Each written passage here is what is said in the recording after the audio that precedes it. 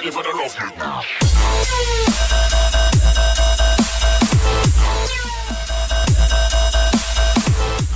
Wake up in the morning, you say you can't sleep, nothing can make you smile. You put on the TV, read a love story, yet you feel so down.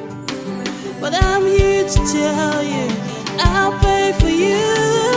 One day the stars will align. Hi everyone, my name is Zainab Sule. I am the last born out of a family of 3, and I'm Abuja based, and I do soft rock. Soft rock is a different genre of rock music. When you think about, you think of Pink, you think of Bryan Adams, you think of Kelly Clarkson, you think of Carrie Underwood. They are contemporary country, but it's still somehow rock. And then maybe mix. Who would I think about? I don't know, but you have the idea basically. That's the kind of music I do. And I'm hoping that it will come to a point in Nigeria when you think Zainab Sule and you think rock music. I chose rock music because of my dad. When I was very young, I used to listen to Don Williams. It was annoying. I used to listen to Kenny Rogers. I practically listened to anything country. And then when I was 15, the natural progression was, hey Zainab, I told my mom that I wanted a guitar, and my mom and my popsy, they were busy doing Over My Dead Body. My child will never be a musician, but the jazz did not hold. So it was from when I was very young that I knew that I was going to do this, and that's basically what I've been surrounded with. So that's how I know what I'm going to do.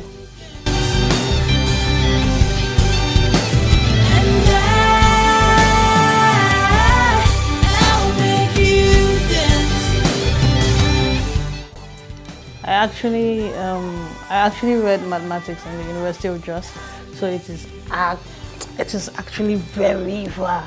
But I had how am I going to put it? I had a lot of influence in school because I was always our fellowship days called it G-Force, and that was where I cut my teeth in music. Basically, I started playing there in 2002. And I think that was it because we had a group of people who played guitar.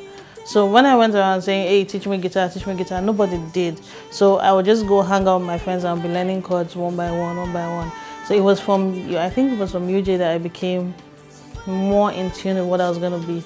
So as soon as I graduated, I folded my certificate and handed it over to my mom. So I was like, thank you, ma. I'm very grateful. I still use it now though. Was a different part of my life, but school actually confirmed that I was supposed to play music. I think from the first time, I wasn't even that good on guitar, but as soon as I could learn, it's almost like learning how to walk. As soon as I could play CFG, I'd already started running. So I think it's not even good, because sometimes it's better for you to have backed up someone to kind of cut your teeth more, but I just have been a solo artist for a very long time. Very first song I did was I'm Not Afraid. It was way back in 2010, and I can't even remember who. Okay, I did it with a guy named G-Links actually, and G-Links was scratch that. Still leave it on, but the very first song I did, I think I'll call it Radio. Yeah, it was in 2007. And I did it with a guy named, I can't even remember his name. He used to work with Nori that used to have some rock songs on TV way back. And I remember I was I don't know what I would say, I didn't have sense or something, because when we went to the studio, I don't know what production is about. I just know, I told the guy, they put drums, they put bass. I was like, guy, I don't want bass, I don't want drums, just do it. I played guitar, it was whack. But then the guy was like, are you sure you don't want bass? I was like, no, I don't like bass, I don't like drums, I don't like anything. He actually went to South Africa to do after that episode, but the song turned out really well. And we did a video for it, which I have deleted off with YouTube. I would never claim that video in my life. The video was shot by a friend in Gariki. And let me just give you a concept of how bad the video was. I took a taxi from Gariki somewhere around Monday Market-ish towards Wuse. And the cab guy stopped me. This was way back, like 2008. And the guy said, "Auntie, now you do," because NTA killed that video for me. They played, NTA has been my, I don't know, they played the video until it was everywhere. And it was on local stations.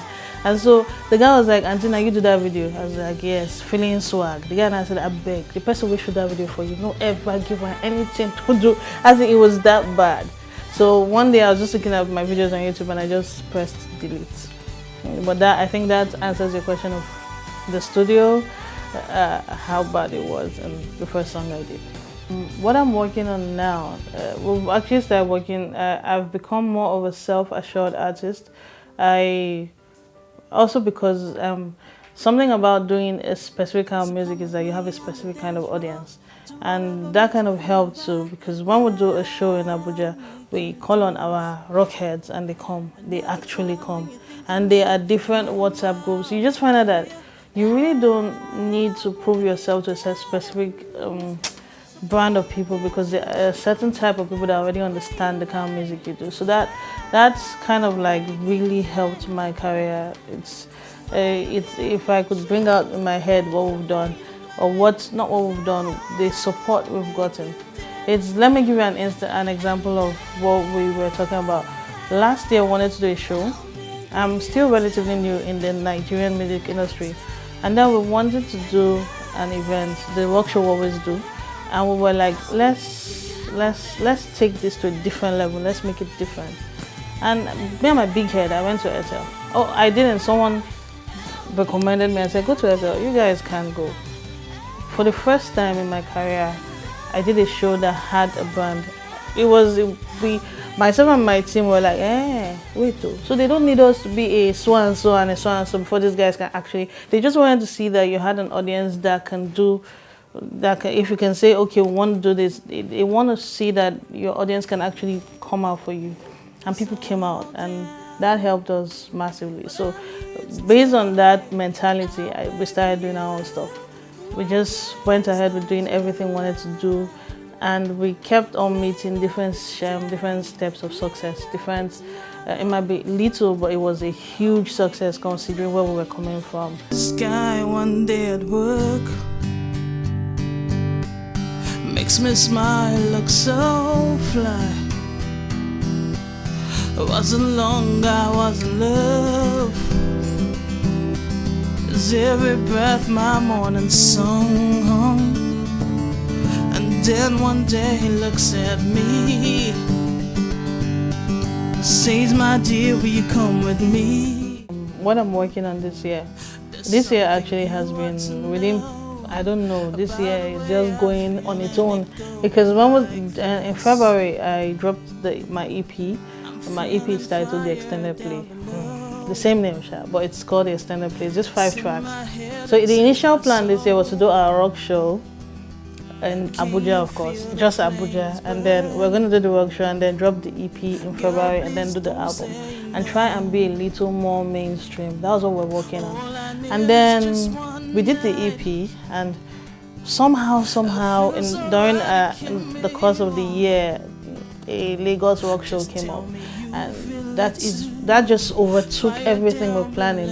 The rock show is supposed to be August 12th at Bottles in VI, and that just came and overtook every single thing we had been planning for the year, even the Abuja show, because the Lagos one is gonna have Ruby Gang, because I want to do a show that is rock. If it's not rock, so it's gonna have Ruby Gang, Clay, XT, Samurai, some really known names in that our rock thing I told you about that they have. And somehow we have, I'm not supposed to call their names out loud, otherwise you guys will delete it. but we have some really nice people who are also pushing the stuff up for us, and that kind of like changed the direction of where this year is going for us. And so even the album that I was going to do this year, I don't even know if we're going to do it again. But the EP is out, came out in February, and we shot a video in March, April, and we're still planning to shoot one more. The whole idea is to try and be more mainstream. I don't believe in the fact that just because you're an alternative artist, you have to be like the second fiddle to the guys that are more mainstream. I think with a little more pushing and everything, you can come and you can still be on at par. See, at par, one of the two. You can still be on the same level with the guys that are more mainstream, even though you have your own fan base. So that's what I think that's the goal for this year: be more mainstream, so that it's not just for the guys in the rock genre that know that okay, there is a Zainab Sule, but everyone that likes music, everyone that likes anything that has to do with music. If you like Tracy Chapman, if you like Pink, if you like anything you like, you should be able to come to Nigeria and know that yes, there's someone here, or there are people here, people who are good, not just me, people who are amazing. If you guys come to the show in August, you will see what I'm talking about. Some of these guys I'm not saying a word. But basically that's what we're working on this year. So coming on the 12th of August 2016, I am inviting you to Zainab Sule Live in Lagos. It is the rock show of the year. Nigeria doesn't have a rock show. Nobody has a rock show, but everybody is just mainstream. One of the main challenges alternative artists face is they don't take you serious. Yeah, I was supposed to play at a wedding and my sound guy told me, Kai Zainab, no Zainab, these people will not pay attention. We proved him wrong, but even the people beside you don't believe in you, and they're like, Kai, are you sure you will not just go and do something mainstream? But and apart from that, when you do videos and stuff, you have to really go out, in fact, remove your flesh self just to push out the video. So those are really, really serious stuff that we face. People would say money, but I don't think money is anybody's problem. I think it's just here in your head. So basically, it's just the attention they pay. It's just the attention they pay to us, and I'm hoping that that will change with more people that are coming out in the alternative scene. Artists I would like to work with. I said it before that on one interview that I would love to work with Mode 9, because I'm thinking about something that has maybe like what Nickelback did with Jay-Z, something rock and rap. That would be a good fusion, and that would help bringing rock to the mainstream. So, because rap has, for one reason or another, I don't know why, it's both are, but rap has a lot more mainstream activity than rock. So I'm thinking, okay, yeah. And I thought about it, I was like, who are the two people that I would really love to work with in rap? I'm a pro-feminist person. I'm not a feminist though, but pro. I like them. So I would say Eva and Mode 9. So basically we're working on the show for sometime this year, August, and then one for Abuja towards the end of the year. Basically, it's just a lot of things planned, and if I keep timing myself and say we have this one, we will not finish. So the idea is just keep following us on Twitter, Zainab Sule. Follow AFOREVO on Instagram, on Twitter, to catch up with everything that they're doing, and then check out their website too. This is free market. Check out their website. They have a really cool website, AFOREVO.com. And then you can check out ZainabSule.com. I have to put myself inside too now. And check everything out on social media so that you keep in touch. But basically, that is it. Hi, my name is Zainab Sule, and you are watching AFOREVO Music TV. This is the first, last, and the best stop you need to come to when you want to check out your latest information on news, music, anything you want. And don't touch that dial. I want him to be proud of me.